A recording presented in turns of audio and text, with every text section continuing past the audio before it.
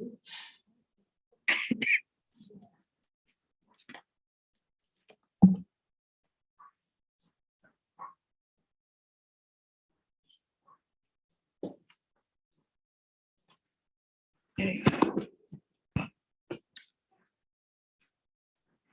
Good evening and welcome to the Tompkins County Legislature. Today is Tuesday, October 18th. It is 5:30 and I would ask you to join me for the Pledge of Allegiance. Pledge allegiance to the flag of the United States of America, and to the republic for which it stands, one nation, under God, indivisible, with liberty and justice. Thank you. Roll call of members, please. Dan Klein. Here. Ann Corman. Present. Mike Lane. Here. Greg Mezzi. Here. Veronica Pillar. Lee Shirtliff will be arriving late this evening. Mike Sigler. Here. Travis Brooks. Here. Randy Brown. Here. Amanda Champion. Here. Deborah Dawson. Here. Henry Granison. Present. Rich John. Here. Shauna Black. Sure. We have 12 members present. Thank you.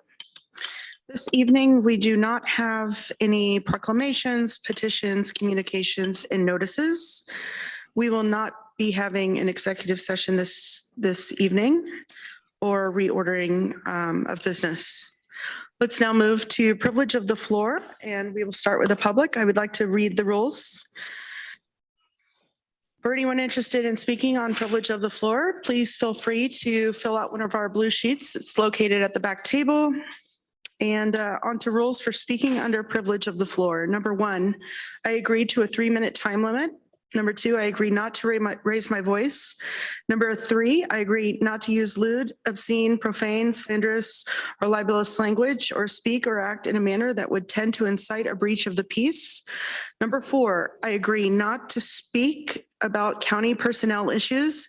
Personnel matters include comments about the job performance of named county employees other than elected officials. Number 5, after 3 minutes, I agree to leave the microphone and yield the floor. Transferring time to another person is not permitted. And number 6, I agree that if I cause a disruption and am asked to leave, I will leave the chambers. We have one person that has signed up for privilege of the floor for our public, and that is Zach Wynn.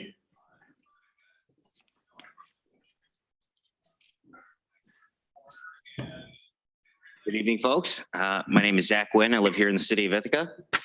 I have some good news. The porch of the Stat Building on State Street has been fenced, an iron fence around the site, and it appears to put an end to the 24/7 open drug scene at the property on State Street that has been host to numerous stabbings, shootings, and overdoses these last few years.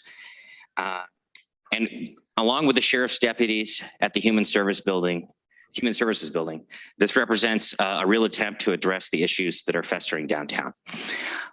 There's still active drug activity at 7-Eleven, Sunoco, as well as the parking lot of the Hotel Ithaca. I just passed a couple drug dealers on my way here. And it appears there are no longer people sleeping there, as 7-Eleven has installed security cameras on the back of the property. So it is possible to do something in a short time period.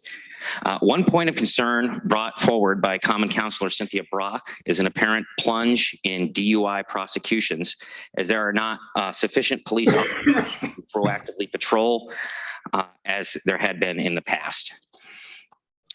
Recent Ithaca Voice coverage of the documents released by the Ethics Board indicate that the city attorney is refusing to answer the board's questions, claiming attorney-client privilege with then Mayor Merrick, and using the non-disclosure agreement between the city and Center for Policing Equity to shield essentially all their communications.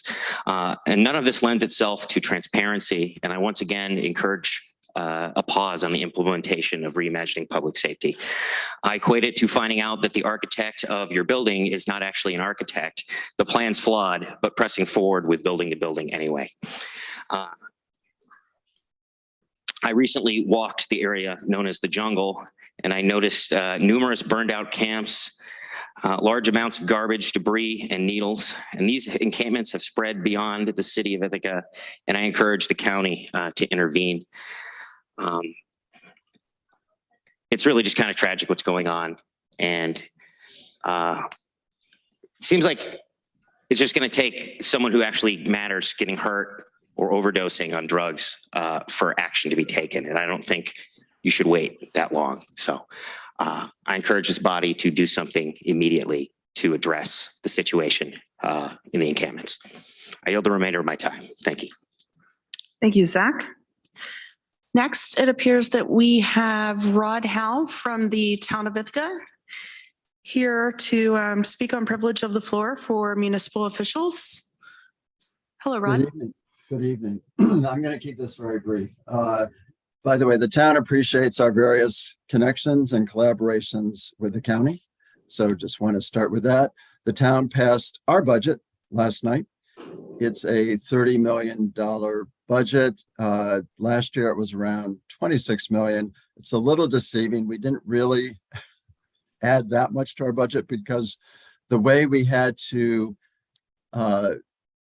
delineate the ARPA funding that we got conflated our budget a bit. So, but we did pass our budget last night. We were able to stay within our tax cap. So we're pleased. And I know tonight, hopefully you'll be able to pass your budget. We appreciate the county moving forward on dealing with the bump on Game Farm Road. We know that there's some anxiousness to be able to safely put a crosswalk connecting the town's walkway there with Town of Dryden's walkway. So that's been a good collaboration, and I think we now have a path forward between the county and the two towns to try to create a safe walkway there. I applaud the county on how you've been approaching the Community Recovery Grant Program. It's possible the town will be submitting an application ourselves, so stay tuned on that. We certainly have been paying attention to the Tides proposal, the Homeless Encampment Initiative. There certainly will be potential consequences for the town. I have said in on some presentations, and we've asked Dan Klein and Cynthia Brock to come to our November regular board meeting to give an update so we can, as a full board, talk about that more fully. Short-term rentals. So we have entered a contract with Granicus to help monitor short-term rentals and give us data. And I believe the village of Cayuga Heights has also entered a contract with Granicus. So just want the county to be aware of that. And then lastly, we continue working on our Green New Deal goals from several different perspectives, whether it's working on community choice aggregation, working on streetlights, converting streetlights to LED,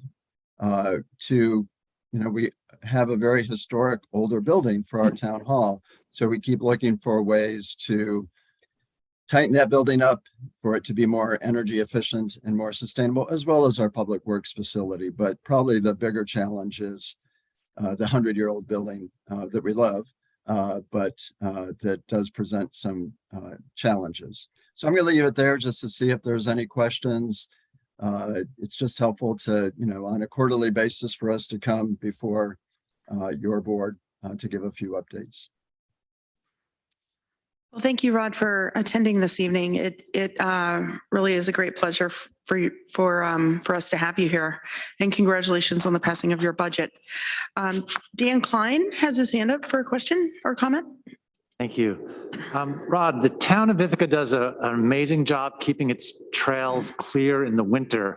I know that people walk there in the winter. It's really the only trails I know of that are cleared of snow in the winter. So thank you for doing that.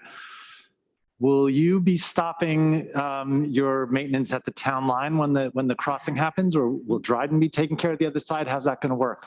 Dryden will be taking care of the other side of that. We are for the South Hill Recreation Way, which we hope to extend, and that involves 4 different townships. We are trying to figure out what does a mutual agreement look like to care for that when that finally gets expanded. But I'm pretty sure that for Game Farm Road, the idea is that Dryden will take care of their segment and we'll continue to take care of ours. And thank you. We do really pride ourselves. We love our trails, parks, and preserves. In fact, I think it was in the Ithaca Times best of, I think it was the South Hill Trail that got named as a great place for jogging. Thank you. Mike Lane. Hi, Rod. Just wondered, what was your levy increase this year? So we tried to, in our budget summary, put together what it's going to mean for the average homeowner. We use $300,000 as kind of the cost of an average home. So if, of course, assessments have gone up. So we always try to give lots of caveats like, but you have to check this, you have to check that. So I don't have off the top of my head what the levy is, but for some taxpayers, they will be paying less in taxes. Yeah, I understand that. I just kind of wonder, we always like to know about levies rather than tax rates because they go up and down. Right. But you stayed within your cap. Do you know what your cap was? I don't have offhand, Okay. it's Well, it's that's always, all Thank you. I appreciate it. okay. Great. I was actually wondering, one of our constituents asked me the other day about the unhoused population, and it seems like some of the people that have traditionally been camping inside the city are actually moving to the town of Ithaca. And I was wondering if there's been any conversation on what the plan is to look at and to possibly work with the homeless population. My understanding is that there's a rather large encampment that's across from Buttermilk Falls underneath that bridge. Yeah, so we're actually waiting to, it's certainly on our radar screen. We've been asked the question, do you allow for open camping on your property? So there are things that we just want to get a little bit more information on to see what direction the city and the county are going on to take a deeper dive. So honestly, we've been sort of holding off. It's on our radar. We've mentioned a few things that we probably need to start looking into. And Great. certainly we've been hearing from some constituents who have some concerns about what it might mean, especially I would say along Floral Ave is where we're hearing from some constituents. Okay, thank you. Any other questions or comments for Rod? I see none. Thank you, Rod, for attending. We appreciate it. My pleasure. Take care. Thank you. Now it is time for privilege of the floor for our legislators. Mr. Henry Grandison.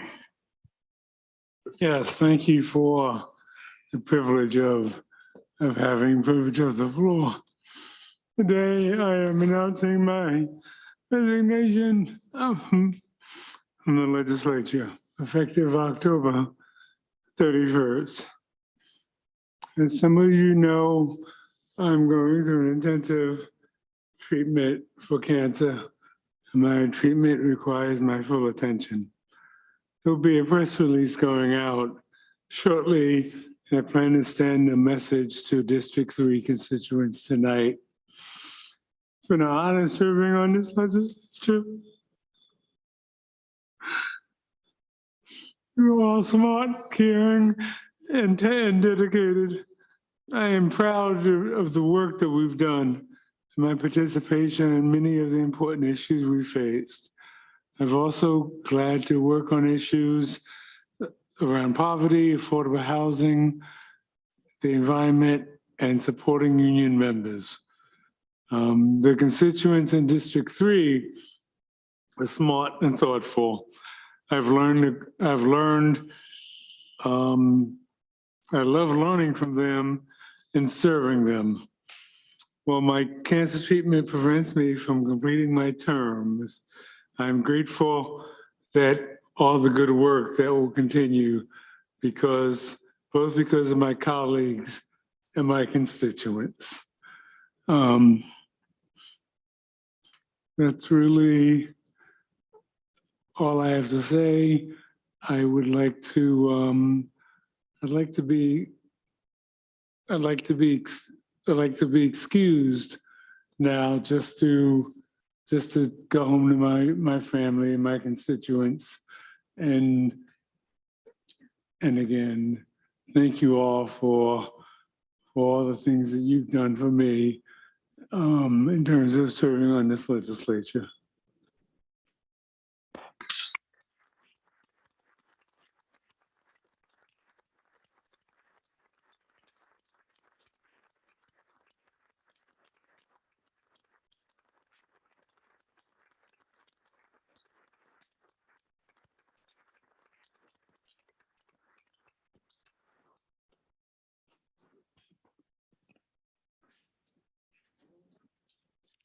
And we just want to say thank you for your dedication to the county, to your constituents. It's been an absolute pleasure serving with you. I mean, I think each one of us, we could probably go around the circle. Each one of us has a Henry story we could share. But we want you to know that we're thinking of you, that our prayers go to you and your family. And we wish you certainly the best there is. So thank you.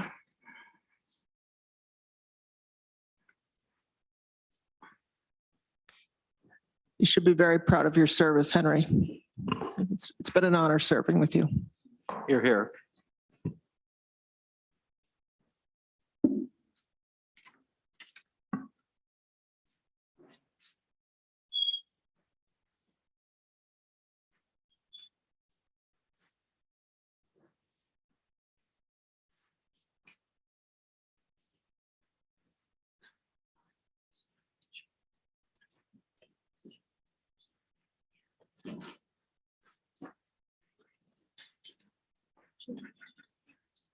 Recess.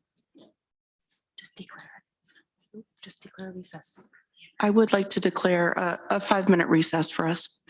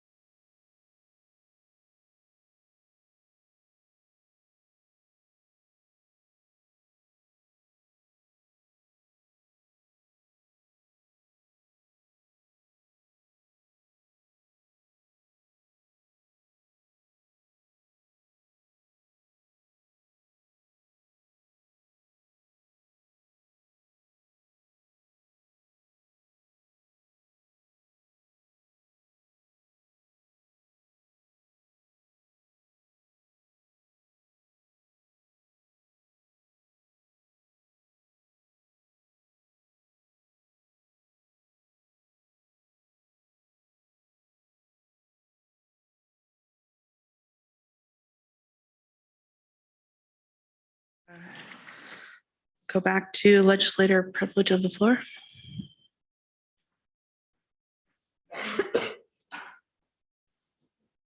Mike Lane. Well, as usual, I had things to say tonight, but in deference to our great colleague, Henry Gradison, I think I'm going to pass saying anything tonight. Thank you, Mike. Ann Corman.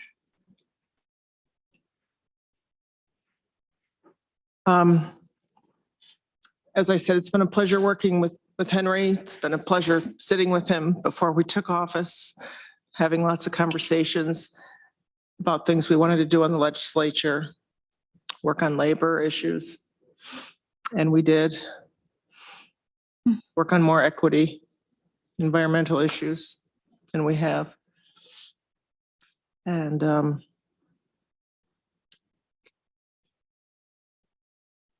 I just want to say to Henry and his family that really it's been a true pleasure working with him. He's put a lot of time and effort into really reaching out to his constituents better than most any legislator that I've known of, that it's such a has been such a priority and is priority for him to make sure he's doing the best for his constituents, and also important for him, his family. So I'm glad he's going to be able to spend some more time with his family right now.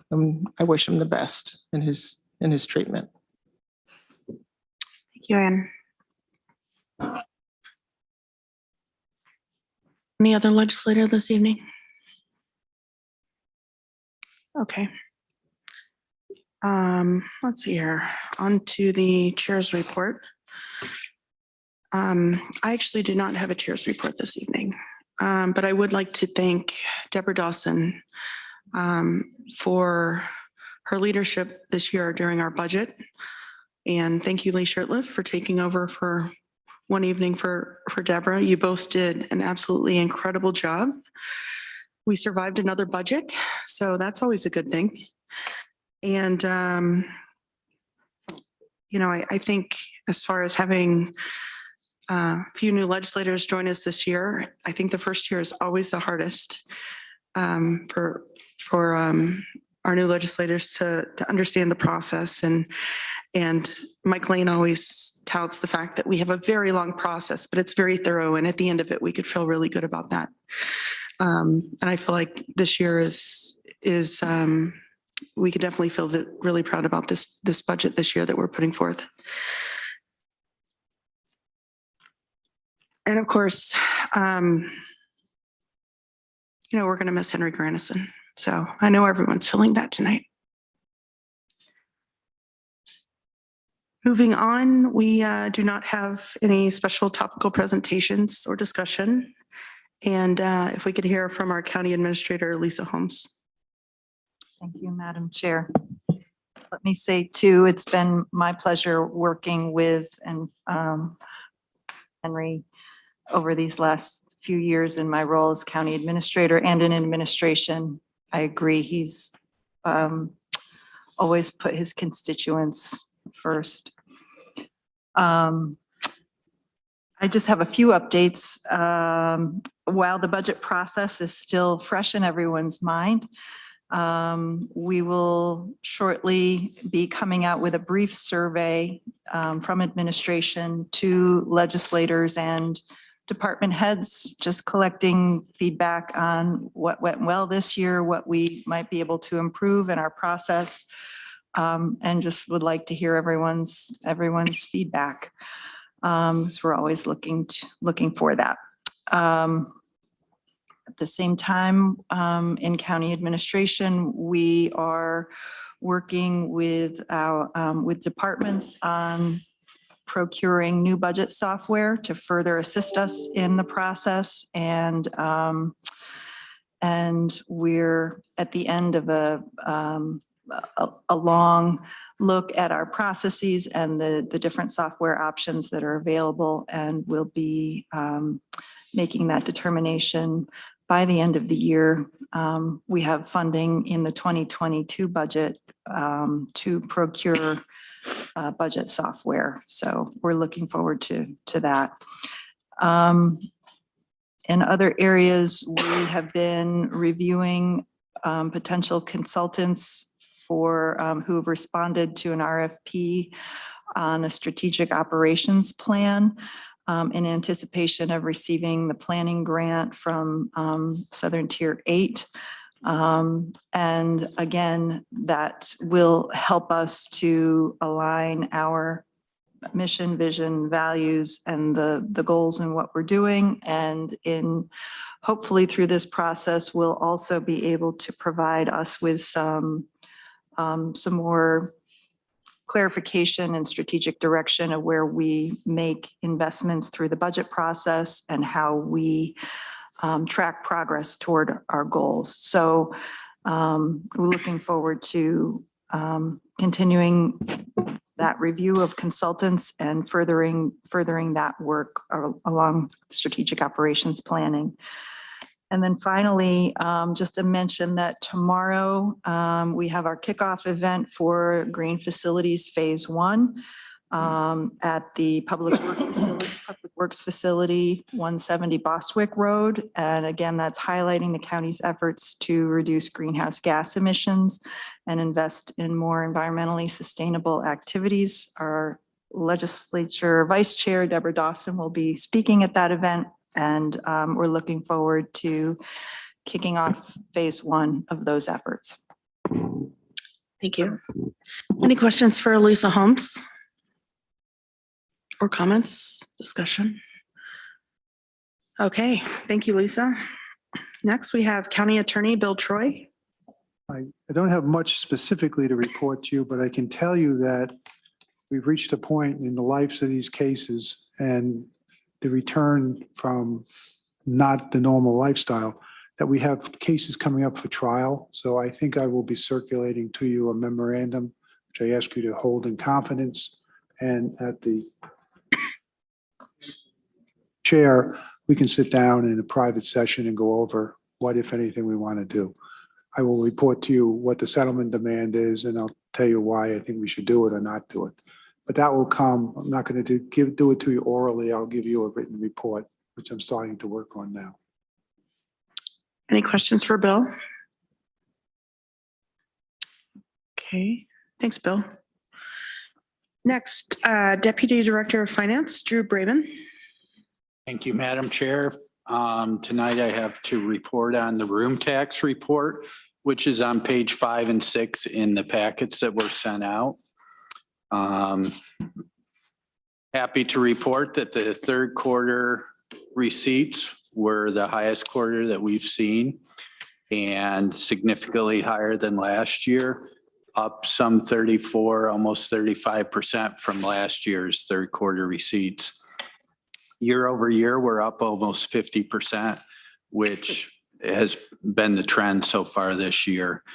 So, and I must say in my short time here working, Henry pushed us very much on these room tax to report. And in your report, you will see that there's only one company that has filed returns but has not paid yet. And they're going through a bankruptcy currently. And the county attorney's office is helping us through that. So everybody is up to date, and thanks very much to Bill Troy, his office. Holly has been great working with Lisa in our department on getting those up to date. You'll see on page 6 the graphs, and again, just showing that we're just over $3 million in receipts, 3.3 million so far this year. That's all I have to report. If there's any questions. Any questions or comments for Drew? Randy Brown? I can let you off that easy. On the revenue with the star, the $406,000, can you talk about that a little bit? It says it came outside of the current quarter. That is typically the receipts that we get in after the quarter is done. So if somebody did not get it in last quarter, I know Rick reported on second quarter that we were still waiting, I think 3 establishments, maybe 4 at that time. So those would be ones that came in later. Also, if they did a return but weren't able to pay, some establishments do have to send in the receipts afterwards. Ann Corman? Just want to say thanks for including 2019 and before, previous years. That's really helpful for me. Thank you. You're welcome. Any other questions for Drew? Okay. Are there any resolutions to be added to and withdrawn from the agenda? Okay, let's move on to the consent agenda. Resolutions and appointments to be voted on as a group unless any member of the legislature requests that a resolution or appointment be instead included separately and individually as part of the business of standing or special committees. Planning, Development, and Environmental Quality Committee, Resolution A, budget adjustment, establishing funding sources for the Recycling and Solid Waste Center Facility Site Improvements, ID 11171. Government Operations Committee, Resolution B, resolution to update the Administrative Policy Manual, Policy 4-10, Traveling and Training Expense Reimbursement, ID 11179. Resolution C, acceptance of grants funding, absentee ballot prepaid postage, Board of Elections, ID 11162. Resolution D, renewal of Tompkins County Board of Elections lease, ID 11136. Budget, Capital, and Personnel Committee, Resolution E, adoption of cash management and investment policy, ID 11211. If I can have a mover, please. Moved by Amanda Champion, seconded by Deborah Dawson. And we also have, let's see here, some appointments. Oh, I guess we do not have any appointments. So if we could get a roll call on the consent agenda. Dawson was second.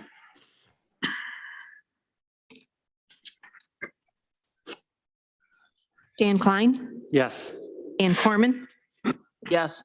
Mike Lane, Yes. Greg Mezzi, Yes. Veronica Pillar, Yes. Lee Shirtliff, Yes. Mike Sigler, Yes. Travis Brooks, Yes. Randy Brown, Yes. Amanda Champion, Yes. Deborah Dawson, Yes. Rich John, Shauna Black, Yes. 13 ayes, 0 nos. Thank you. Next, we're moving on to standing and special committees. Government Operations Committee, Amanda Champion, Chair. Wow, I'm first this time. I don't think I have a report because we have not met since the last meeting, but I have 2 resolutions. The first one is Resolution F, appropriation from contingent fund request for the Human Resources Payroll Migration Project, ID 11192. I'll move that. Seconded by Mike Lane. I'm not sure what to say about it. I think if folks have questions, Lisa. Greg's here, and Lisa could talk about it. Okay. Lisa or Greg, would you like to explain the resolution? Oh, Greg, I think you're on mute. Yep. Yeah, thank you. The purpose of this contingency request is to supplement for a one-time period, the overriding costs for 2 things. One is for salary and fringes for a retiree of the ITS department who has subsequently been very instrumental in continuing the rollout of the HR payroll system. So that would be for 1 more year. And in the 23 budget, there is a one-time request for half-time FTE for her to continue employment with the county for the remainder of the year at a halftime level. The rest of the contingency request is to supplement the cost of software for, again, a one-time period for 2 things. One is for the increase in cost for including the Board of Elections temporary part-time employees into the payroll system per the IRS ruling that has come up recently. And the second one is to add additional components to the services from UKG that were supplemented by the finance department to support HR payroll system from here going on. Both of those are also included as OTRs from both ITS and the finance department for continuing the HR payroll system in the future as well. So that's a quick summary. Great. Thanks, Greg. Any questions for Greg or Amanda? Okay, let's do a roll call vote. Dan Klein, Yes. Ann Corman, Yes. Mike Lane, Yes. Greg Mezzi, Yes. Veronica Pillar, Yes. Lee Shertliff, Yes. Mike Sigler, Yes. Travis Brooks, Yes. Randy Brown, Yes. Amanda Champion, Yes. Deborah Dawson, Yes. Rich John, Shauna Black, Yes. 13 ayes, 0 nos.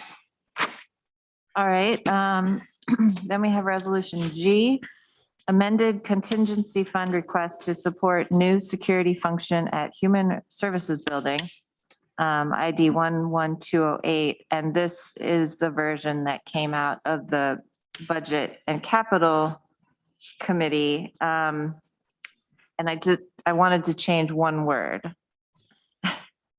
in the one I'm moving. So, the Budget Committee added in a whereas, and instead of the word prohibited on line 13, it should be prohibitive. Okay. So you'll move it. If we could get a seconder, please. Seconded by Greg Mezzi. Yeah, again, I've looked to Lisa to say something, but we did go through this at GO, and this is related to the security at the Human Services Building. We had taken out a whereas, and then budget put this different version back in. So again, this is the budget version. Okay. Any questions, comments, discussion on this resolution? Okay, I see none. Let's go ahead and do a roll call vote. Dan Klein, Yes. Ann Corman, Yes. Mike Lane, Yes. Greg Mezzi, Yes. Veronica Pillar, Yes. Lee Shertliff, Yes. Mike Sigler, Yes. Travis Brooks, Yes. Randy Brown, Yes. Amanda Champion, Yes. Deborah Dawson, Yes. Rich John, Yes. Shauna Black, Yes. 13 ayes, 0 nos. That's all I have. Thanks. Okay, thanks, Amanda. Next is Planning, Development, and Environmental Quality Committee, Ann Corman, Chair. Thank you, Madam Chair. We have not met since our last legislative meeting. We are scheduled, though, to meet coming Monday, October 24th at 1:30, and we have a very packed agenda. So we'll have to be pretty crisp at that meeting. Some of the highlights are we're going to be talking about a resolution regarding solar at the Caswell, the closed landfill in Dryden on Caswell Road. So that I know that might be of interest to a couple of folks in this area, in this room. And we also are going to look at some natural infrastructure capital program, the acquisition of what's called the Meadowbrook addition to the old growth forest natural area. And we are also going to have a presentation from NYSERDA regarding a feasibility study. Actually, that's to do with the Caswell project. We'll have a pretty extensive tourism program update. And then we're going to have a presentation from the CASE Board, the Climate and Sustainability Energy Board, a short one on the Green New Deal, and the NYSEG rate case update. And then lastly, we'll be looking at a revised resolution to establish the task force to review the relationship between Tompkins County and the Ithaca Area Economic Development Agency. I think that covers some of the highlights. We'll also be looking, one last thing, establishing a unit charge for the 2023 solid waste annual fee and a couple of other things from materials and recycling department. Great. Thanks, Ann. Any questions for Ann Corman? Comments? Okay, thank you. Next is Community Recovery Fund Advisory Committee, Dan Klein, Chair. Madam Chair, I'm just giving you a few quick updates, and I'll send a copy of this to the clerks. So there's just under 2 weeks now until the deadline to submit the grant applications. To date, there have been about 100 applications submitted, so traffic is heavy. I cannot give you a breakdown at this moment of the applications, but I can give you a breakdown of the 154 inquiries so far. Of those 154 inquiries, 49% have been from not-for-profits, 38% are from small businesses, 7% are from educational institutions, 6% from local government, and 2% are from healthcare providers. So I feel good about the numbers that we're seeing and the range of people that are applying for it. However, these numbers are a lot higher than we budgeted for originally, and we will address that situation soon in Resolution H. Committee members, please double check that you know our upcoming meeting schedule. It's been modified a few times. We will not be meeting on a regularly scheduled time on Monday, November 7th. Instead, we will meet on Monday, November 14th, Tuesday, November 15th, and Monday, November 21st, all from 10 to 1 o'clock. And that's my report. Great. Thank you, Dan. Any questions for Dan? Comments? Okay. Thank you, Dan. Oh, I'm sorry, Mike. I did have a question, Dan. Yes. Do we know yet what the amount of the application requests are at this point? The dollar figure that they're asking for? No, they have not added that up for us. Okay, thanks. It's 22 million. No, I'm just joking.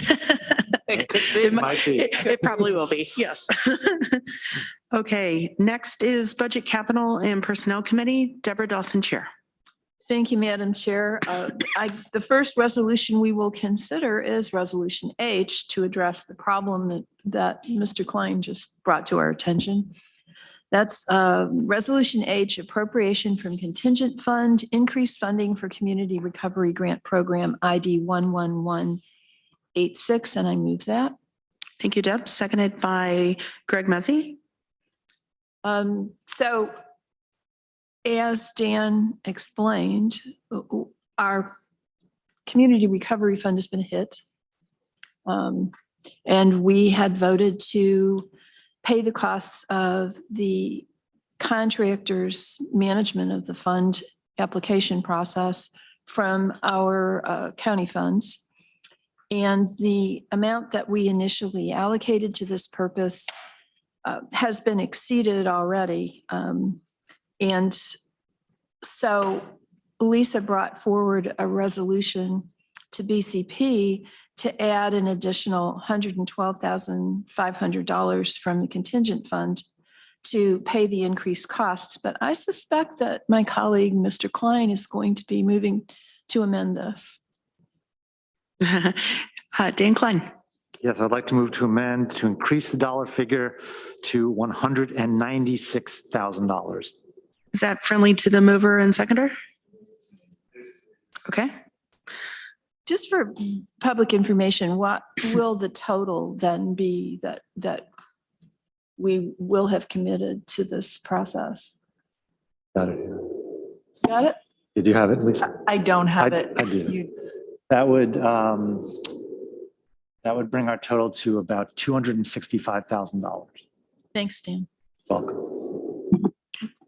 Are there any Dan? I just want Dan to say a Klein? little bit. None of us like cost overruns. I mean, it's, it doesn't feel good. I just want to say that this is because of us. We originally contracted them for a very low number of applications. We just didn't know. And so it's nothing that the consultant has done. It's how we set this up. And, to put the positive spin on it, this means that there's a lot of interest in this program. We're being charged, per application, per review. And so with these large numbers, this is our program, and it's so far successful if you measure that by interest. So I just wanted to put that positive spin on it. Thank you, Dan. Good points. Greg Mezzi and then Rich John. Yeah, I think to Dan's point too, that number, even with the increase that was requested, we're still, to my understanding, well under the other submittals we had from the other contractors. So this, while it is to your point, Dan, but we're still well under where the other consulting groups, I think, came in at. So I think it's positive all around. Thanks, Greg. Rich John. I will support the resolution as amended. And I think for the benefit of the public, it's important to know that this function is to review each of the applications to make sure the applicants are qualified and the applications are complete. And it's important to making sure this process is done the way every taxpayer wants it done. So I consider this money well spent. And I agree with you, Dan. This is an indication that we've done something that the public is very interested in with the number of applications. So thanks for all your work on this. Any other questions or comments? Mike Sigler? How many applications are there? Did it say in there? Yeah, there's about 100 right now that are already completed with 2 weeks left to go. Okay. Oh, go ahead. So it's an extra 190,000 for, how many applications did we expect? Have that one, Lisa? I don't have the statistics in front of me, but if you give me a minute, I can give it to you.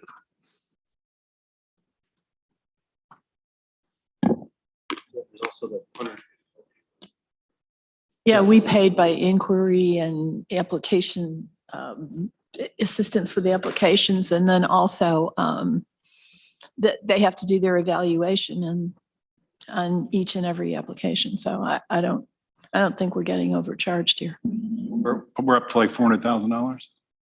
265. 5 total? I think there's also been very positive feedback about the professionalism of the consultants, how they've been able to really help people with the application process. I think everyone that I've heard that's come to me after they've applied has said that the consultant has been really amazing. So Point out that that's $1,060 per application.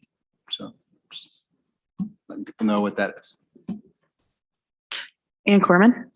I just want to reemphasize what Sean had just said. I have also heard amazing feedback regarding our consultants of how helpful they have been in helping organizations, whether they're not used to filling out grants before or just because this is so different than any other grant that they've applied for, to help them figure out if they think they're eligible for this, how to fill out the application, and lots of different things, how to get their paperwork and what financials in order. So anyway, lots of great feedback that I've heard also from the community. So I'm very happy and thankful that we have these consultants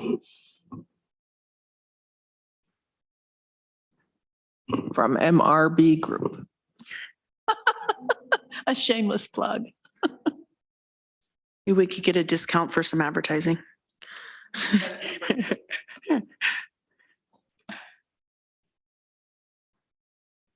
I'll have to send you that information. I don't have it at my fingertips. Okay. Any other questions or comments on the resolution? Okay, let's do a roll call vote. Dan Klein, Yes. Ann Corman. Yes. Mike Lane, Yes. Greg Mezzi, Yes. Veronica Pillar, Yes. Lee Shirtliff, Yes. Mike Sigler, No. Travis Brooks, Yes. Randy Brown, Yes. Amanda Champion, Yes. Deborah Dawson, Yes. Rich John, Yes. Shauna Black, Yes. 12 ayes, 1 no. Thank you. Then we have Resolution I, authorizing the replenishing of the contingent fund from general fund reserves, ID 11181, and I move that. Can I have a seconder, please? Seconded by Rich John. This one pretty much speaks for itself. We have blown through what we allocated to contingent fund last year, and we need to add to it to get us through the end of the year. It is hoped that the amount that we're adding will not be necessary, but it doesn't hurt to overestimate. If we don't use it, it goes back in the general fund. Thank you, Deb. Any questions or clarification, discussion for Deb, Lisa, Drew? Okay, let's do a roll call vote. Dan Klein, Yes. Ann Corman, Yes. Mike Lane, Yes. Greg Mezzi, Yes. Veronica Pillar, Yes. Lee Shirtliff, Yes. Mike Sigler, Yes. Travis Brooks, Yes. Randy Brown, Yes. Amanda Champion, Yes. Deborah Dawson, Yes. Rich John, Yes. Shauna Black, Yes. 13 ayes, 0 nos. Okay, and then if I may, Madam Chair, I'd like to take Resolution K before I get to J. So Resolution K is a resolution to refund Tompkins County's portion of mortgage recording tax to the Downtown Ithaca Conference Center project, ID 11119, and I move that. Have a seconder, please. Seconded by Rich John. So this one has to do with the conference center's misunderstanding of the breadth of abatements that they were getting from the IDA. Apparently, although the state abates its mortgage recording, or the IDA abates the state's portion of the mortgage recording tax routinely, it does not routinely abate the county's portion. So the developer was not anticipating paying mortgage recording tax and found itself on the hook, paid the mortgage recording tax, and then asked if the city and the county would return it. The city has returned all of its portion, but 85% of our mortgage recording tax is earmarked for TCAT. So we are only going to be returning via this resolution the remaining 15%. Any questions for Deb? Randy Brown? How much is that? I believe it is $18,551. Any other questions or comments? Veronica Pillar? Just to make sure I'm understanding, the reason we're doing this, or the reason this happened, is just because the developer misunderstood and didn't pay and didn't want to fix it by paying? They did pay, Oh, but okay, they're yeah. asking for mercy. Right. Okay. And Rich, if you as chair of the IDA have anything to add to this, I'm sure we'd all benefit from hearing it. Thank you, Deborah. I would just add that the construction costs on this project, as pretty much any construction project these days, has gone well above budget. And that was the impetus for the city to act. And that's the basis for the request here as well, is that the conference center would be a community-wide public benefit. And the thinking on the city side was this will be valuable. We want to support it. And that's the rationale for this resolution before us as well. Any other questions, comments? Okay, let's do a roll call vote. Dan Klein, No. Ann Corbin, Yes. Mike Lane, Yes. Greg Mezzi, Yes. Veronica Pillar, No. Lee Shirtliff, Yes. Mike Sigler, Yes. Travis Brooks, Yes. Randy Brown, No. Amanda Champion, Yes. Deborah Dawson, Yes. Rich John, Yes. Shauna Black, No. No. No.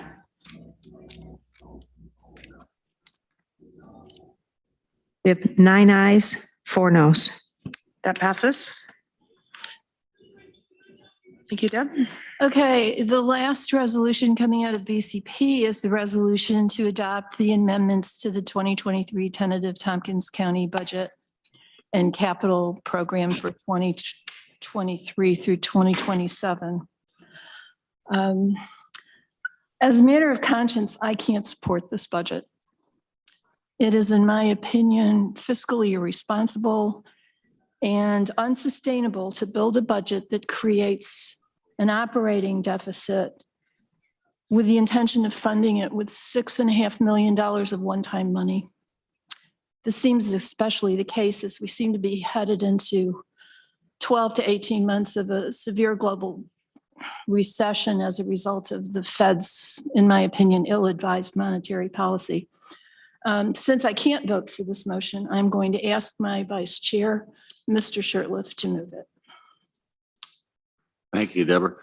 Resolution number J, adoption of amendments to the 2023 tentative Tompkins County budget and 2023 to 2027 capital program, ID number 11158. And in your red folders was the updated resolution that includes the numbers that were settled on at the expanded budget committee meeting on the 13th.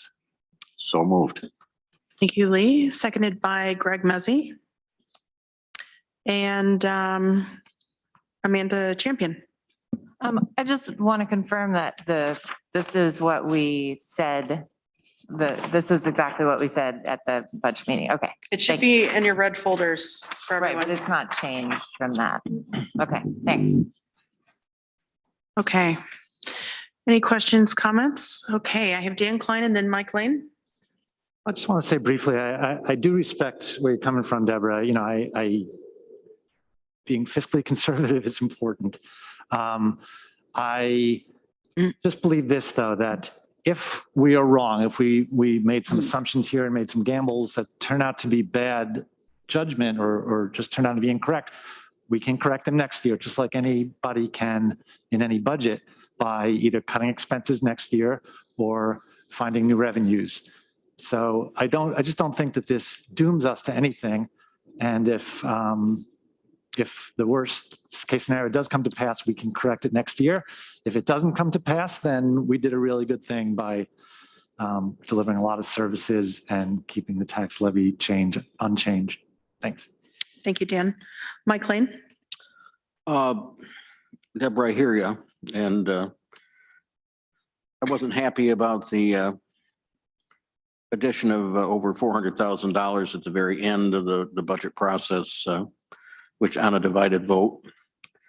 I wasn't happy about the level of the increase in the solid waste fee.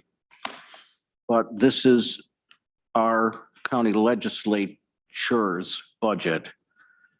And our process means everyone gets to participate and work through and hear the presentations and offer amendments and vote at the committee level, which I continue to think is one of the best processes you could ask for. Yeah, some of it I'm not happy with, but it is our budget this year, is approved by a majority of the legislature, and I think we should support it. Thank you, Mike. Any other comments, discussion? Rich John? Deborah, I do share your concern about what the future might bring. It does seem that the economic forecasts are changing pretty rapidly and in some ways not in the direction we would like them to go. I'm reminded of our budget from 2020, where we started with a budget and then we ended up with a year quite a bit different than we ever thought it would be.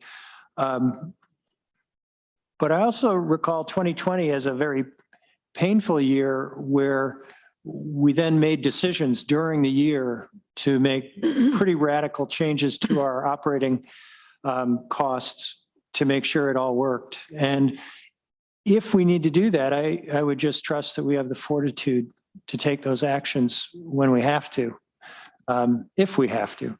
But I will support the budget with all those concerns in mind. Yeah. Thank you, Rich. Anyone else? Lee Shirtliff? Just briefly to Amanda's question, I do have the sheet that Katrina marked up for me as we went through the process and brought it forward. So this is what was read at the final portion of the meeting last week. I know typically the mover speaks to the resolution. I'm not going to do so tonight. I said a few words, but this will move us to the public hearing and a vote on the budget. And at that time, I will comment on it. Thank you. Great. Thank you, Lee. Mike Sigler? No, I just want to say, listen, I respect anybody's view to vote against the budget or for a budget, but it's, I don't think we put all the emphasis on what's been spent in this budget or the payback that we give the taxpayers. I mean, that's a choice to be made, just as we made a choice to spend $11 million on green processes throughout the county. That was a choice that we made, and that money came from somewhere. And so it wasn't like this all happened in a vacuum. Everybody has their different priorities, and I think those priorities were filled. And if you like those priorities that were filled, there's the budget. I will remind everybody, even in the listening audience, most of the budget is people. So when you talk about cuts, we're talking about people. And we did add quite a few people, as Randy explained earlier on in the process. It seemed like we were adding an awful lot of people. I don't disagree with that. I don't know where that's going to go. But that is why 2020 was painful, because we cut, 48 people, I think? Isn't that right? Granted, we were able to do that through people retiring and things like that, so it wasn't quite as painful as 2008 was. But again, it's about choices. We're going to have to, if it does go south, yeah, we'll have to make some painful choices. But that doesn't mean that I think personally, obviously you don't agree, that we withhold money that was kind of overpaid to us. People are hurting, just like the government could be hurting later on, but why should that matter when we hold their money for a rainy day that may or may not occur when we do have something that we can do later on to kind of fix that? So that's it. Thanks. Thanks, Mike. Randy Brown.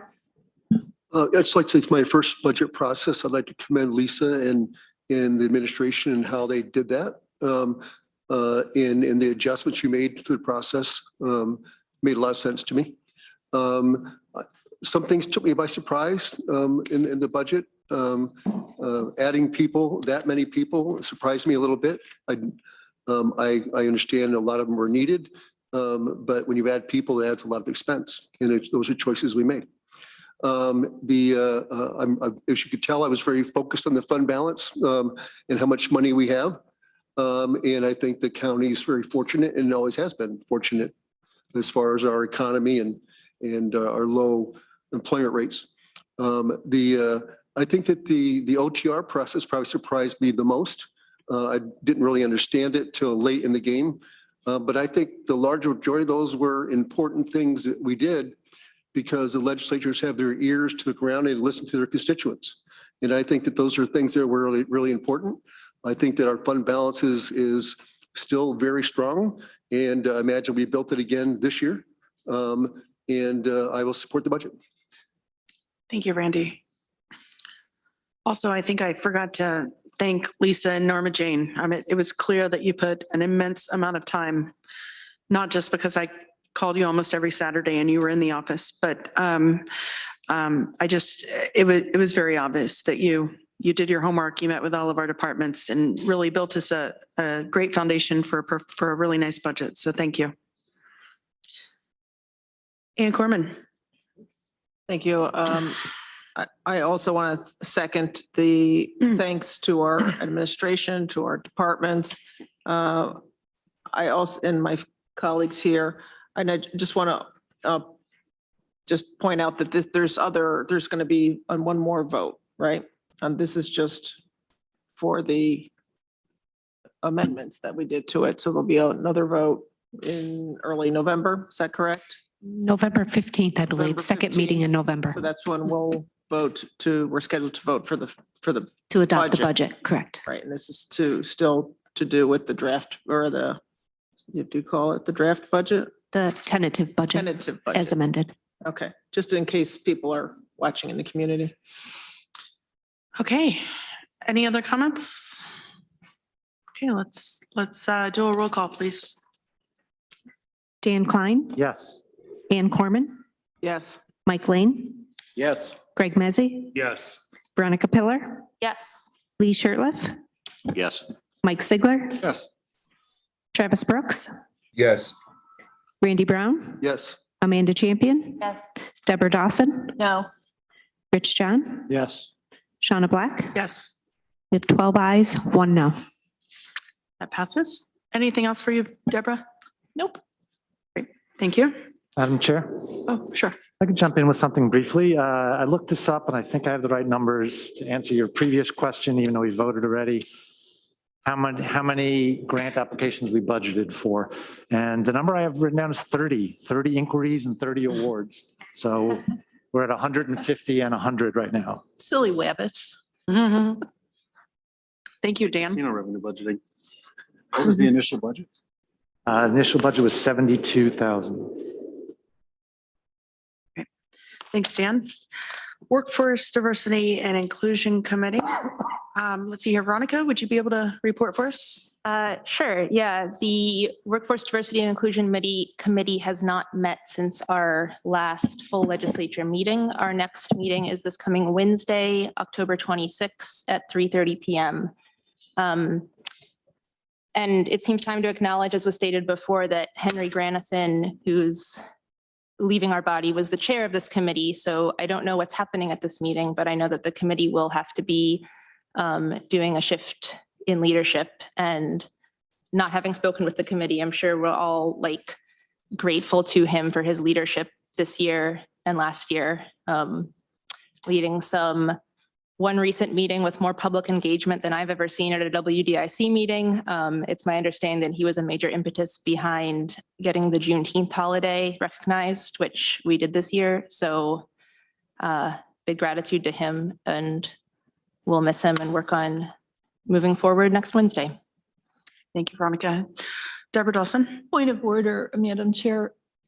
Since Henry is resigning, who will select the next chair of the committee? Does the committee vote or does the chair appoint? Yes, that's me. The chair of the legislature appoints the chair of that committee, but there is a vice chair for WDIC.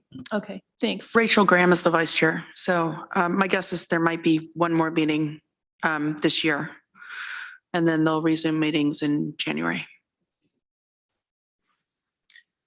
Any other questions or comments, discussion for Veronica? Okay, thank you. Thanks, Veronica. Public Safety Committee, Rich John, Chair. Thank you, Shauna. The Public Safety Committee will be meeting this Thursday, October 20th at 3 o'clock here in Chambers. And I would just like to go off topic just for a moment to say Henry Granison was a member of the Public Safety Committee for several years and worked on issues, and I appreciate his service in that capacity for all of us.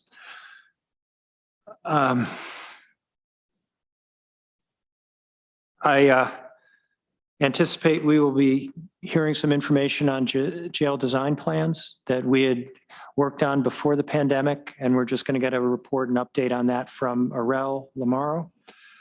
And we will also have a presentation on the EMS Emergency Medical Service Manager that we just funded in the budget, how that could be constructed. So we're going to begin discussions on that, developing that position and what it would be doing within the county. Great. Thanks, Rich. Any questions, comments for Rich John? Okay, thank you. Next is Health and Human Services Committee, Dan Klein, Chair. Thank you. I've got two resolutions and then I'll do a little report from our committee meeting. So I'll start by moving Resolution L, authorizing a public hearing on a local law amending Article 9 of the Tompkins County Charter to include the provisions of Article 16, effectuating the merger of the public health and mental health departments. Can I have a seconder, please? Seconded by Veronica Pillar. So this is setting up the public hearing on this merger because we have to change the charter in order to make this merger official. Thank you. Any questions, comments, discussion in regards to Resolution L? Okay, let's go ahead and do a roll call vote. Dan Klein. Yes. Ann Corman. Yes. Mike Lane. Yes. Greg Mezzi. Yes. Veronica Pillar. Yes. Lee Shirtliff. Yes. Mike Sigler. Yes. Travis Brooks. Yes. Randy Brown. Yes. Amanda Champion. Yes. Deborah Dawson. Yes. Rich John. Yes. Shauna Black. Yes. 13 ayes, 0 noes. Okay, I'd like to move Resolution M, urging the state of New York to support an increase in early intervention provider rates to all disciplines by 11% to address the urgent provider capacity in the early intervention program. Can I have a seconder, please? Seconded by Veronica Pillar. Deb Dawson. I just had a quick question. How did you end up with the 11% number? So this is part of a larger movement or coordinated effort throughout the state by various health departments, and I think NISAC is in on it, or one of the statewide organizations is in on it. And they arrived at that number by taking a look at some of the increases that other state contracted providers were getting. And, you know, I'm floundering a little bit. Frank, if you want to fill in the rest of it, I would appreciate it. Thank you. Sure, Dan, you're right on track. There was there's a statewide initiative because there's a significant shortage of EI providers.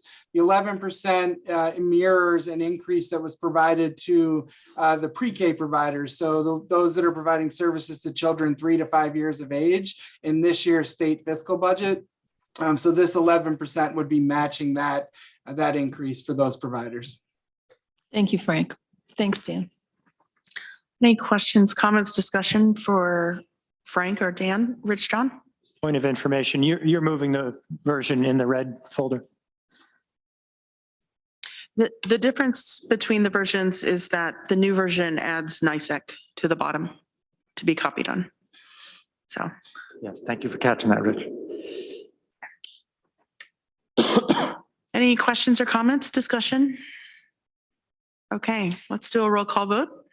Dan Klein. Yes. Ann Corman. Yes. Mike Lane. Yes. Greg Mezzi. Yes. Veronica Pillar. Yes. Lee Shirtliff. Yes. Mike Sigler. Yes. Travis Brooks. Yes. Randy Brown. Yes. Amanda Champion. Deborah Dawson. Yes. Rich John. Yes. Shawna Black. Yes. 13 ayes, 0 noes. And then I'd like to give a little report about some of the things that we learned in our committee meeting. So the Health and Human Services Committee met on October 17th. And in addition to the resolutions that we just did, we had a presentation from Harmony Ayers Freelander about mental health services for youth in Tompkins County. There's a Tompkins County mental health clinic that serves people up to age 24. Clients are referred there from families, schools, courts, the hospital, and elsewhere. We currently have 5 psychiatric social workers, 1 child psychiatrist, 1 nurse practitioner, and social work interns. The clinic does screening, early intervention, family and individual therapy, and psychiatric evaluations. We are currently serving about 300 youth and families, half at the clinic and half at school satellites in Newfield, Dryden, Groton, Trumansburg, and the Ithaca school districts. There are also some home visits that are done. Then there is also what is called the single point of access services. This is a New York State created program to act as a one-stop for people with needs that are greater than what we can provide at the clinic. This service works with other agencies and serves 80 to 110 youth and families in our county. And most of those services go to Medicaid eligible youth. Demand for these in-home intensive support services is up, but the number of providers is down, and these programs have long wait lists. Since these programs cannot meet the demand, more youth are being sent to residential facilities. Cayuga Medical Center also has a children's mental health unit for ages 12 and older and can handle 6 to 8 children at a time. Children under that age would go to New York State facilities or to out-of-county not-for-profit facilities. So I just wanted to share some of that because that is all county stuff that we're doing, except for the hospital there at the end. And I learned a lot. I did not actually know that level of detail of what we're doing, and the numbers involve hundreds and hundreds of kids that we're serving. The next committee meeting is November 21st, and we will have a presentation and discussion with our new housing planner, Elliot Benman. That's my report. Thanks, Dan. Any questions for Dan? Comments? Okay, thank you. Next is Facilities and Infrastructure Committee, Mike Lane Chair. Yes, our next meeting is going to be this Thursday, the 20th of October, and we're having an early start at 8 a.m. We've added an extra hour to have a discussion about the Red House on Tioga Street. It's a continuation of the discussion that we had at our last meeting. So we've scheduled an hour for that. Anybody's welcome to attend that meeting, of course.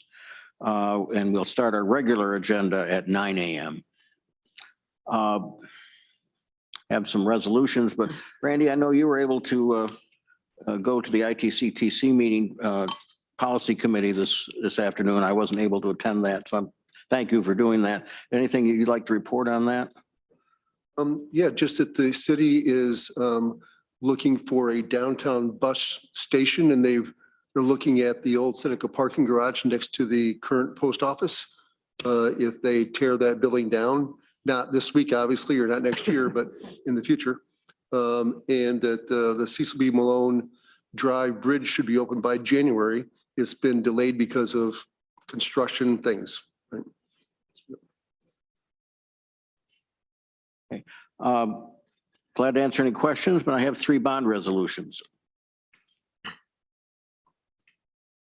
I have a quick question. Just Yes. the bus station that they're talking about, the intercity bus station? Correct. Okay, thank you. Yep. I'd like to move resolution N, a bond resolution authorizing the issuance of up to $1 million in serial bonds and notes of the county of Tompkins to pay the costs to acquire certain machinery and apparatus for construction and maintenance. That's ID 11169. I so move. Thank you, Mike. Seconded by Greg Mezzi. And just a reminder, this does need 10 votes to pass. I would just point out that it doesn't take long to spend $1 million on heavy equipment. We're buying a front end loader, a bulldozer, a street sweeper, a flowboy trailer, and an asphalt roller. Any questions for Mike? Comments? Okay, let's vote.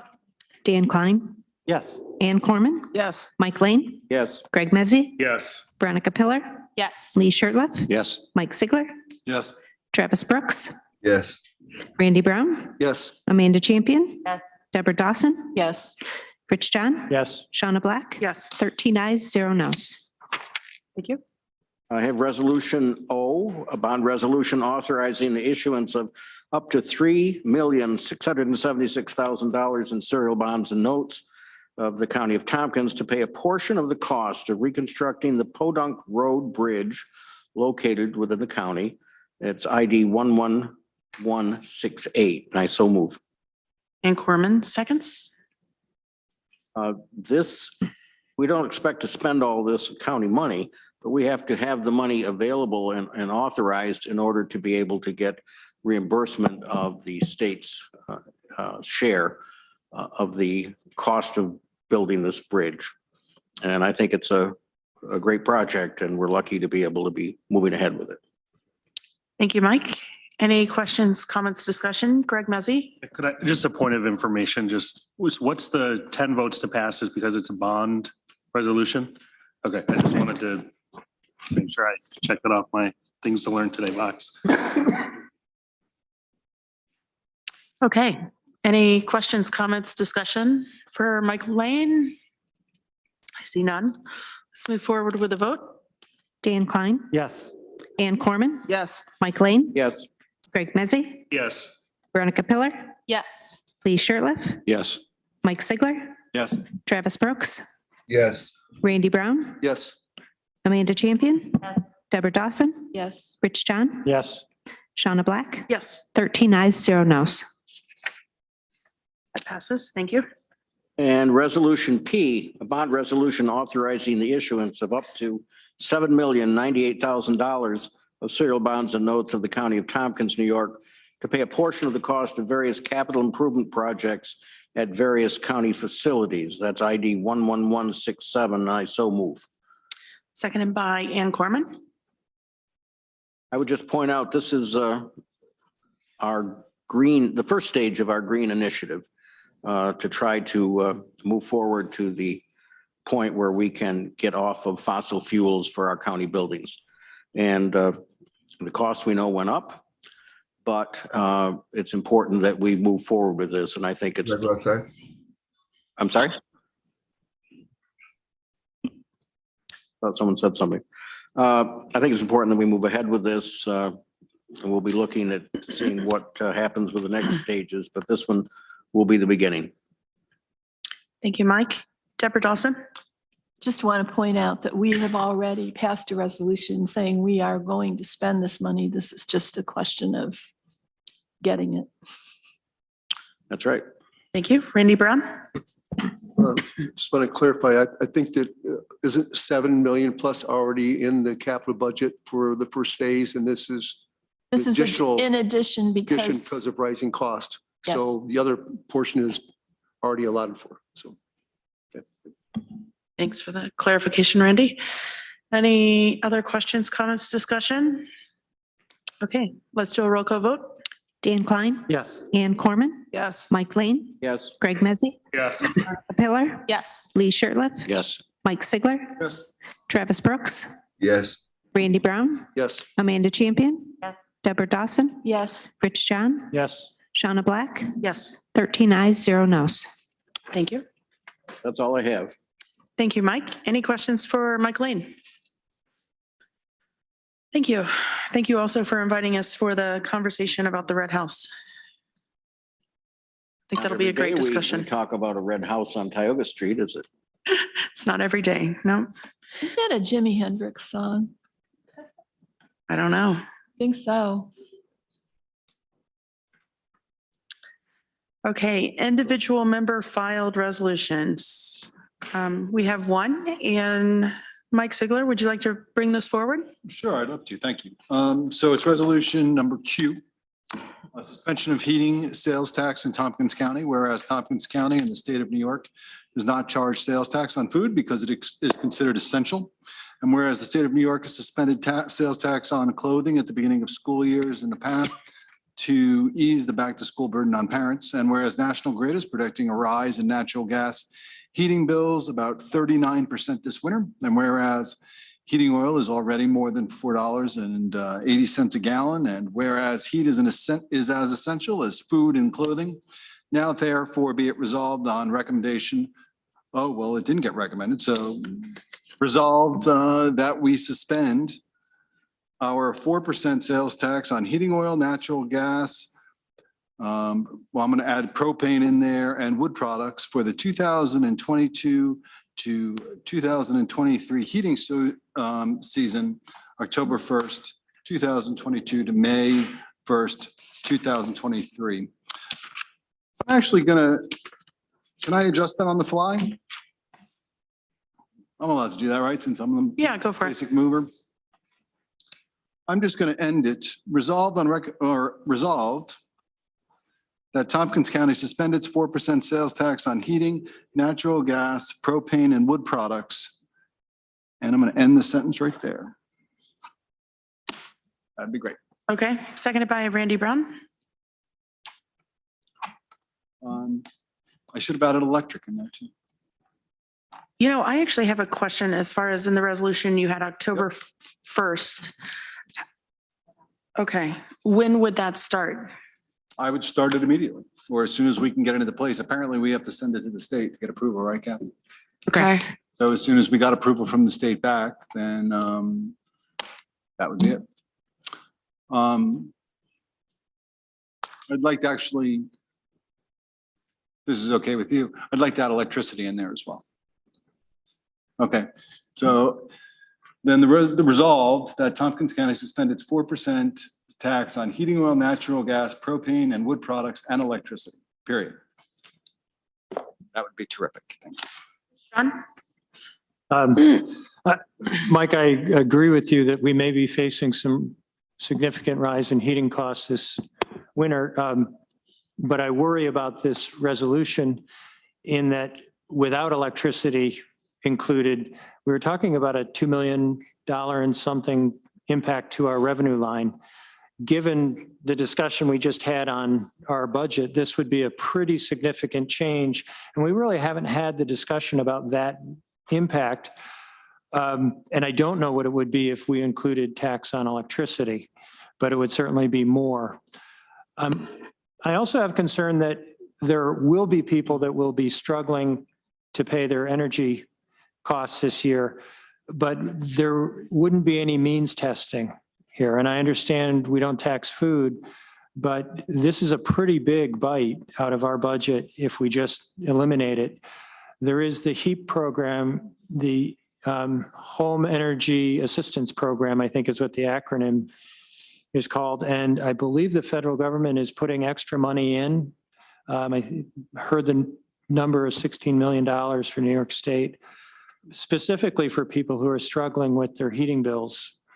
I do understand that somebody would have to apply for the program, but it is available funding for those who cannot afford their heat. I would prefer that we use a mechanism like that so it doesn't apply across the board and has some element of means testing. Thank you. Thanks, Rich. I have Mike Ziegler, Amanda Champion, and Greg Mezzi. I just want to explain this a little bit before we get too deep into it. For me, this is not really even a question of, oh, it's because people are going to be struggling this winter or next winter or the winter after that. This is a fundamental question is, do you tax things that people need to live? And I don't think that we should.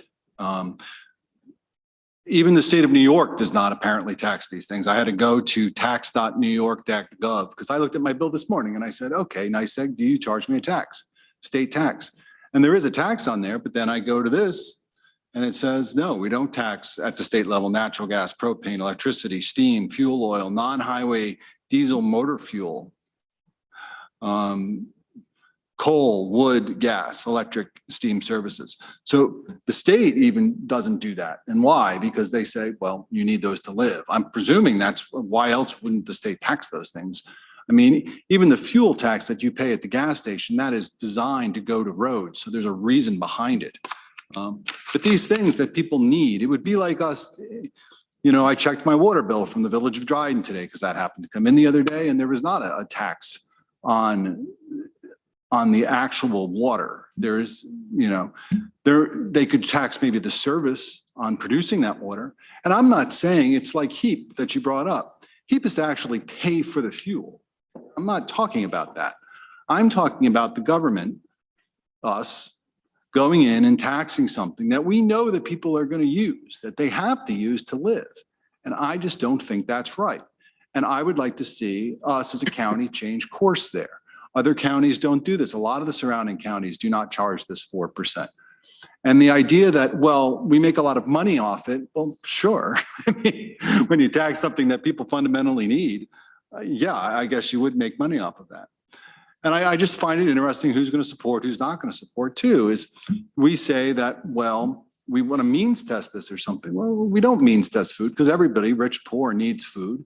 Everybody needs heat, rich and poor. The people that probably would benefit the most, I would think, would be people who rent in the city of Ithaca because, you know, this money is going to have to be made up someplace. I don't expect the county to go and cut $4 million from its budget, although that might be an argument to actually do that. So yes, it would be loaded onto the property tax, which is kind of a means test. The bigger the house you own, if you live on the lake, yeah, your property tax is going to go up a little bit. If you live in Cayuga Heights, your property taxes would go up a little bit because of this, but you would save it you would save it on your heating tax. So that's why I'm bringing this forward. I don't know if it'll pass or not. Let's find out. But I needed to bring this forward. And frankly, I've gotten more response to this than I have to pretty much anything I brought forward in the last year. So there you go. Amanda Champion. Well, I always hate saying this, but I agree with Mike Ziegler. I've got the shirt ordered. It's pretty. Don't forget what it says on the back. I definitely do. It's something that people need and can't live without. I guess my question is, I guess it was discussed at Budget Committee, and why didn't it pass there? That's one question. And my second question is, like, you know, for me to support this, I need other information. What are the implications? What is it going to look like for us? How does this work? You know, the details that I'm not getting here, which maybe were discussed in budget, but I guess I don't know. The implication for everything without electricity was $2.4 million, our bottom line. So that's what it would cost. Okay. And without propane. And without propane. So it will be more than 2.4 million, you know. But there was something that it has to go and get approved by the state. Kathy could explain that better than I can. I believe this would require a home rule request in state legislation to be adopted. Okay. Which is not likely to take place in time for this to go into effect for the next tax quarter, which I believe starts November 1st through the end of January, which would be the coldest period of the year when people would really need this relief, and we would not be in a position to give it to them. To Deborah's point, isn't it, Lisa, is it 30 days prior to the start of the next sales tax quarter? That's correct. Yeah, that's what the timeline is. Okay. And I Amanda, can obviously bring this back every quarter. Amanda, did you Vote on have it. any questions? No, I just, if Okay, other or comments? budget committee people wanted to talk about what was discussed at that meeting, I'd be happy to hear that. Okay, I have Greg Mezzi, Mike Lane, Deborah Dawson, Ann Corman. Which is that budget committee. It didn't really move off the floor, right? It didn't get a second. It didn't get a second in budget committee. Just because I think that there was some lack of support. Overall, I think that there was some conversation around needs testing and the need for not incentivizing fossil fuel usage and looking at electricity. And there was a number of different conversations, but ultimately, in my opinion, it came down to a lack of support. I appreciate Mike for bringing this up and challenging us. I would like to see a resolution about this with more than 17 lines, with more substance, with more of an actual plan of how to cover the $2.5 million deficit. That's something I could maybe get behind. But I just think that this is a little half-baked. And I think with more thought and with more concrete suggestions and a clear plan, I think this could maybe get more traction. But in its current state, I struggle to support it. Okay, Mike Lane. I can't support this. So as I said in the budget committee, and I understand, Mike, this is something that you're passionate about. You brought it forth several years to us. Think about Tompkins County real property taxpayers for a minute and how much extra burden they carry in Tompkins County because of all our taxed exempt properties. One way that they get some relief is through sales tax. And we have had the county sales tax along with several other counties in this region, I think since its inception on energy. There are other things that we tax that people need. Look at your grocery bill every week or your, when you buy certain clothing or other kinds of things, you're paying sales tax on things that you may need. Sales tax isn't perfect.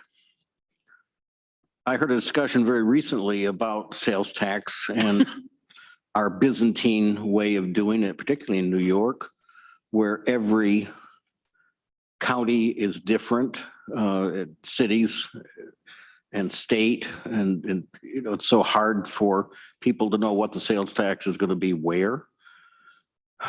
You go to Europe, if you buy something, you pay the price that's, when you go to the cash register, you pay the price that you saw listed for the item. They don't add a sales tax on that. They have something called a value added tax. Most of the other Western countries, let's say in Europe, use a value added tax and don't use a sales tax like we do. It might be a better way for us to tax, but it's going to be kind of hard with 50 states and states like New York with 62 counties and 500 villages and how many cities to make a change. I'm not ready to your proposal, Mike, I'm not ready to go in to lose $2.6 million, which would be another, I think we had heard in budget committee like 4-point-some%. Yeah, 4 or 5% on the tax On the tax levy, that which would exceed our tax cap this year. if we did this. I know your heart's in the right place and, you know, none of us likes to have to tax people, but I think it doesn't make sense to move forward with your suggestion. Thank you, Mike. Deb Dawson? Yeah, I pretty much agree with everything that Mike and Greg said. I think we have a population that feels that it's entitled to services without paying for them. And I understand where that mindset comes from. I think we don't help ourselves very much if we as legislators take the position that taxes are optional. People shouldn't have to pay for the services that we are mandated to provide to them.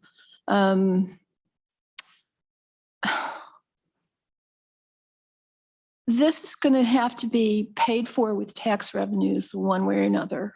As Mike's pointed out, if we don't get it in the sales tax, we're going to have to hit up our property owners. And let's face it, everybody needs a place to live. This is a need. Why are we taxing it?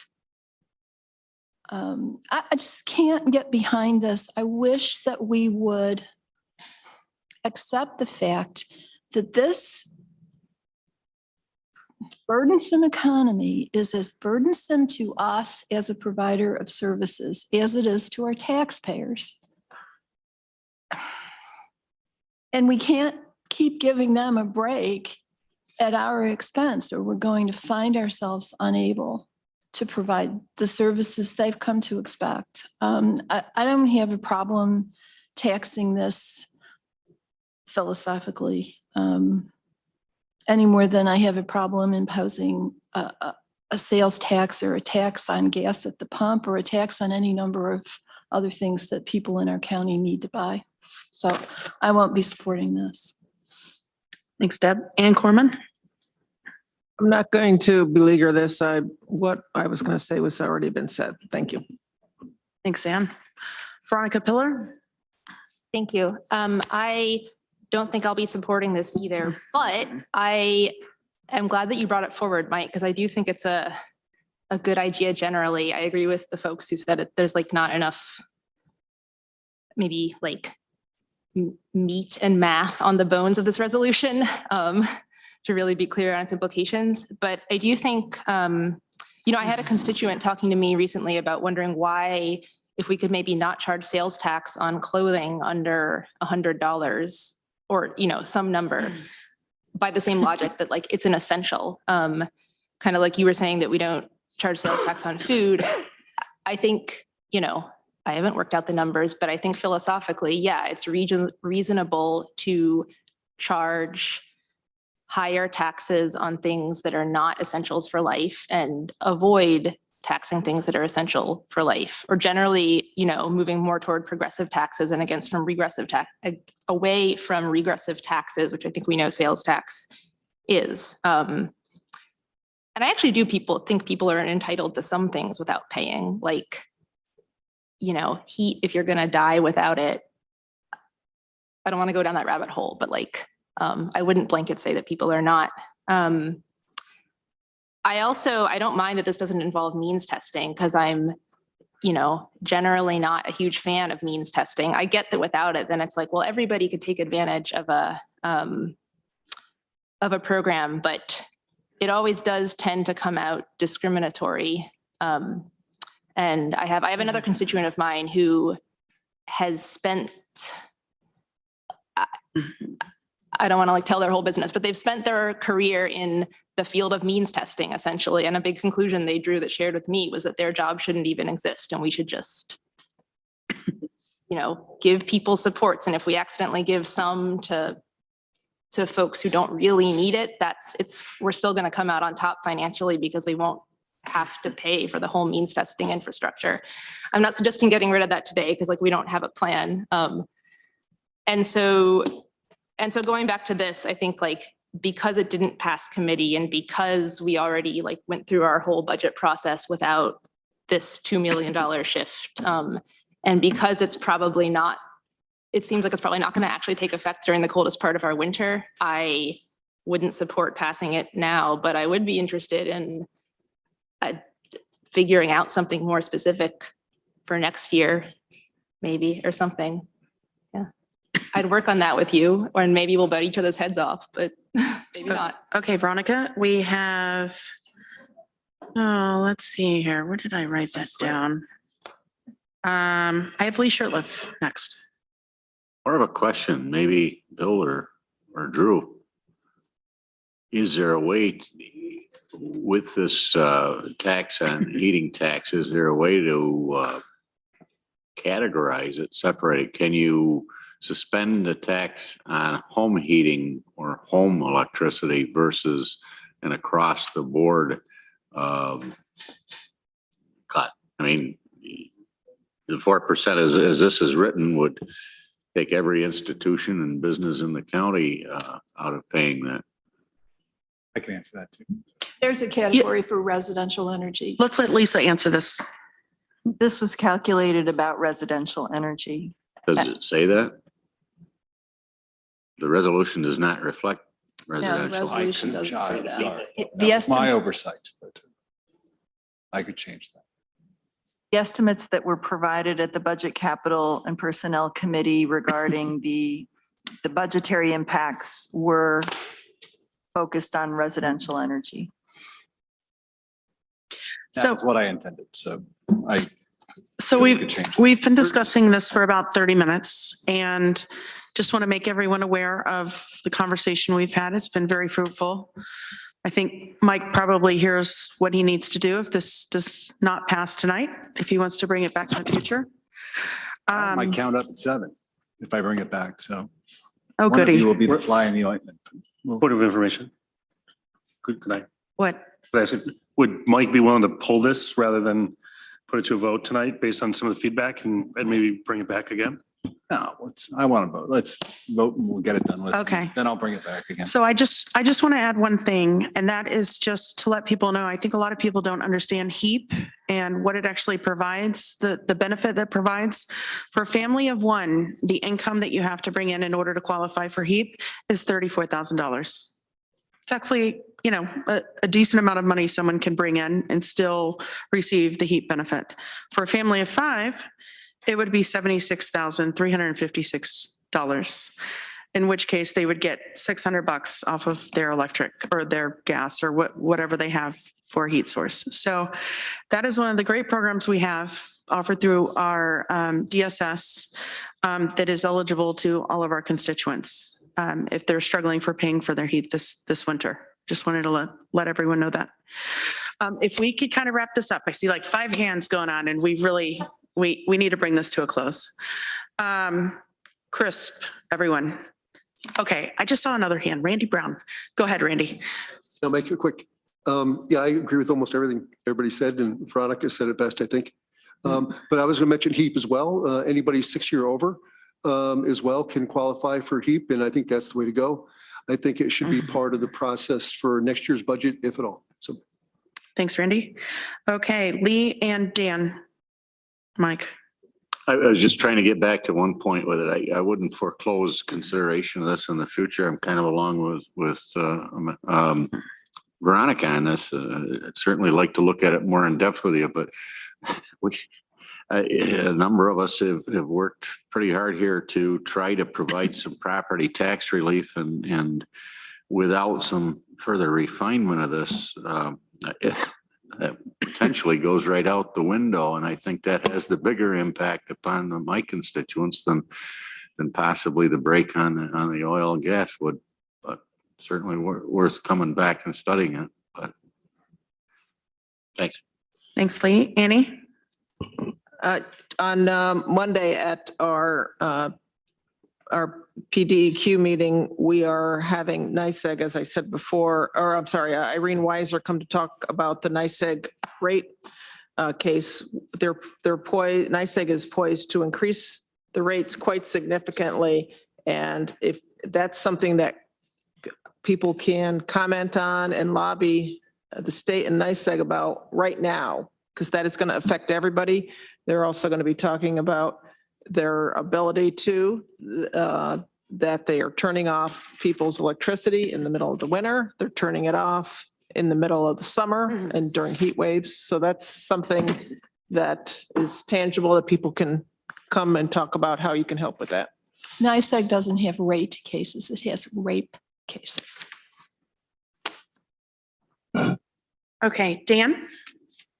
Adding to the public service announcement about HEAP, because we just talked about it a little bit about at our Health and Human Services Committee, is that, like you said, you can get, you apply through DSS, but also if you're a senior, you can go through our county office for the aging, and that the program takes effect November 1st. So this is the moment to line up to get, your application ready. Thanks.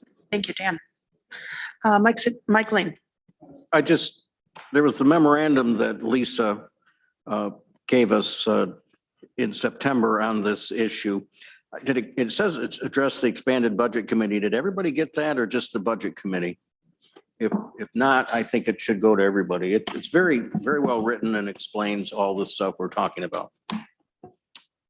Lisa, do you mind sending that around again? Sure. Okay. Any other questions or comments? Okay, let's bring this to a vote. Dan Klein, No.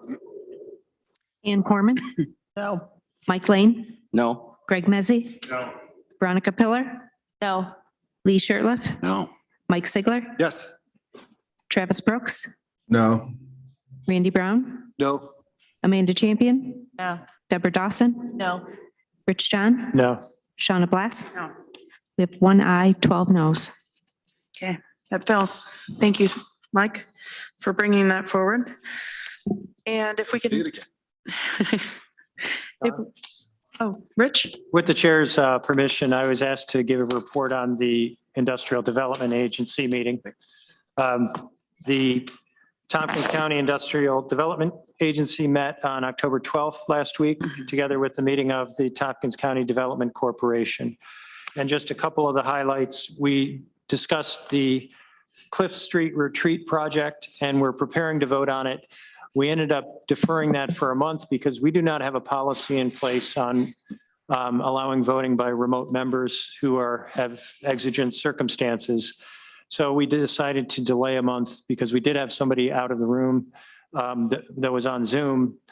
And we thought it was better to have a full complement of people there. So we're going to try to get that policy in place within the next month and hopefully have everybody there as well.